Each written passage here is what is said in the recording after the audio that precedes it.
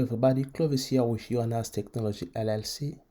Today we're going to continue our tutorial with queue. A queue is a construct as we saw in the previous video. It's a construct similar to an array list or a set. It can help you actually to pass a lot of values in it so that you can sequentially get each of those values. So we said also in our previous tutorial that we can use pool to get the first value from the queue, to remove it actually, or to use a pick, which actually check just which one is the first value without removing the first value from the queue. So in this tutorial, we're gonna show you how to use queue with objects. An object which is a different type of those primitive type like int or string. So we created a class down here called person, right? And then a person has eventually name and age, right? We have a constructor. We're building our person. Get name, return the name of the person, and then get age, return the age of the person. So the age is a type of int because it's numbers, and the name is string because it's kind of letter. So we created 3 persons or 4 persons here, right?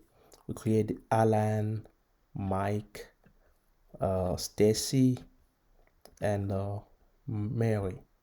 So you can see how to create person if you check our lesson on objects in our Java series. Some of the previous lesson we talked extensively about objects, how to create objects. So a person right here is an object. So we're creating a person. So let's see, let's just run it, even though we're trying not to print anything there. Or maybe let's try to print person, right? Let's see what's gonna happen. For string was working just fine. Let's see if queue can also work with objects. We're gonna run it. Oh, look, we got a bunch of red stuff here, an exception. It means something is wrong, right? Something is wrong, and then telling us like queue cannot be cast to line comparable patati patata. So it's like a lot of stuff, it's wrong. Something is, whenever you saw red stuff here, oh, something is wrong. It means something is being bad, is not behaving the way it should be. So even though you're not seeing red lines here inside your code, so there is something wrong. So we're gonna fix that. So we already know what's going on because to put some stuff like some objects in the queue, kind of complex stuff in the queue that can contain also variable like this one, right? Person is an object that contains variables inside it. So how do you know it's not the same object or it's a different object? So so that the queue is gonna know which one was first, which one was second, and which one was following the second one. So the queue has to know. But as it is now, there is nothing that we can compare all of these objects the way it was added in the queue. So that's why you need to implement comparable interface. Comparable interface helps you actually to compare 2 objects, and you're gonna specify the type of the object you're comparing, because the type we're trying to compare between between the person objects we're adding to the queue. So that's why we write here person, and it's complaining because we need to override a method compare to. So I already have it here, right? So I want to just comment it, but I can also show you how to do it. You can just click here and then add an implemented method, the first option. If you click on that, and then it's gonna add it, you can see. So in here, inside this method, is where you wanna write the code to compare two objects of the type you define here. So you can see one of the objects is already the type person, right? Because the person class is inside the Q lesson. That's why, and as this is a static class, so its type can be accessed straight Q lesson that person. That's why. So I wanna remove it because I already have it with all the code added to do the comparison that I wanna explain also. So we have the compare to method here. So what we're doing here is like this. It means the first objects. We have to compare it. We're gonna get this name. This is the current object inside the class. Yeah, anything we will write with this, it means the current object inside the class. So the other objects that our queue is gonna be comparing to the current objects. So we're getting the name of it, and we check the name here. If it's a call, then it's gonna execute right whatever is inside here. So when we're gonna reach here, this if statement, right?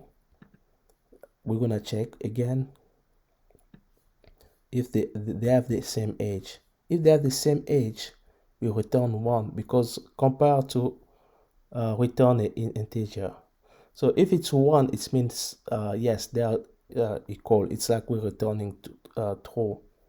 If it's false, then we're returning 1. So we return false by default. That's why. So right now, if we run it, we won't have the problem anymore. You can see, right? It's not giving us red, but it's giving us kind of people, and then with some values here, weird values, 1, 2, 3, and 4. These actually are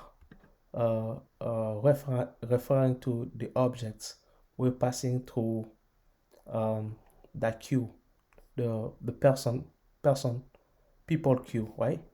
That contain person, right? All the persons that are people. So let's uncomment this one just to show you also that we can use a pull and pick for objects inside the queue, the people queue, right? For complex type of objects. So let's run it.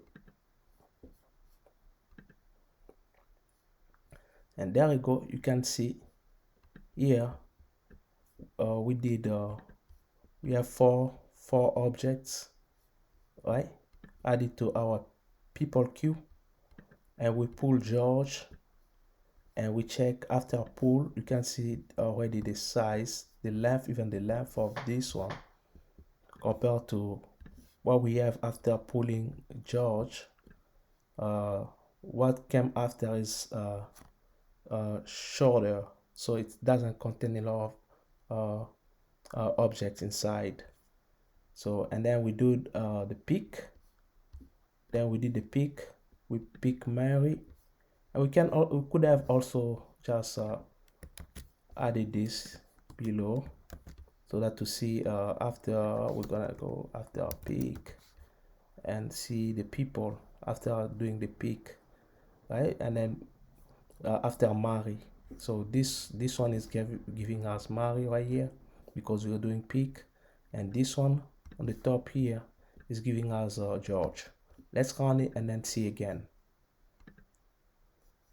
You can see after pick, the size here was 3 objects, and after doing the pick, the size is still 3 objects. But after doing the pool had, before the pool, it was 4 objects.